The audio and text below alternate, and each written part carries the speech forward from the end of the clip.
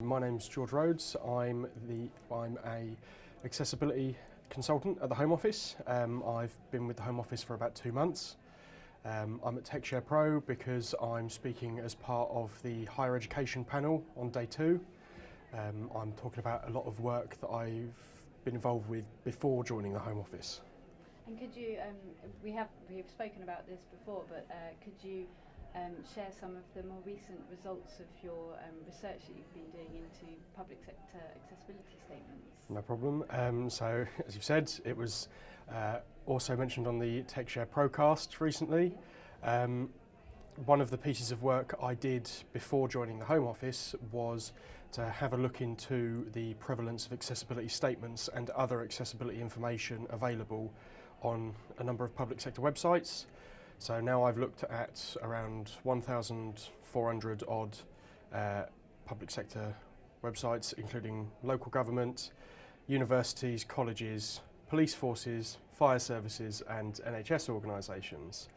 Out of those 1,400 organisations, 110 have what is considered a compliance statement under the new public sector bodies, websites and mobile applications accessibility regulations.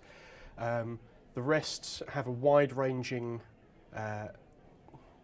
difference of information when it comes to accessibility. Some might be really coherent advice and guidance and support.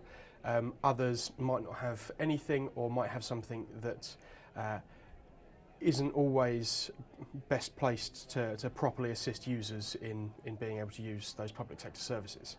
And what's been the response from the sector to your research? Nobody's thrown anything at me yet, which is good.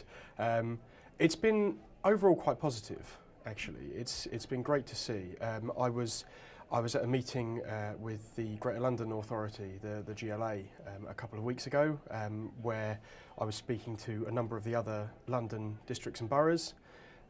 They were all really pleased to see those results, actually. I think a little bit of it is them looking up their neighbours and seeing how they do compared, but it was also good because they then realised, oh, this is something we need to do. There's this thing about new regulations.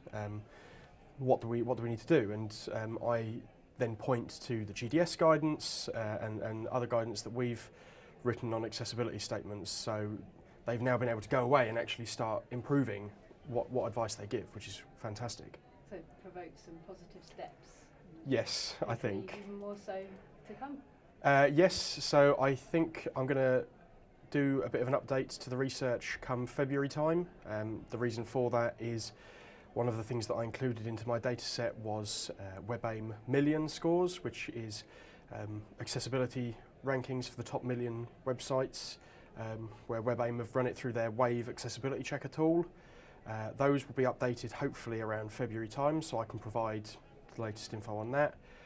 And if I get an update done in February, I'm hoping it can also feed into the government digital services start to their monitoring, which should begin in April 2020. Fantastic. And are there any key trends that you've noticed within digital accessibility outside of the public sector as well? I'm probably not best placed for outside of the public sector, but other members of our panel on day 2, Paul Smythe from Barclays, he's probably got some really good private sector insight as well to give, I'm sure. Okay, great. And one last question. What key thing are you hoping to gain from TechShare Pro?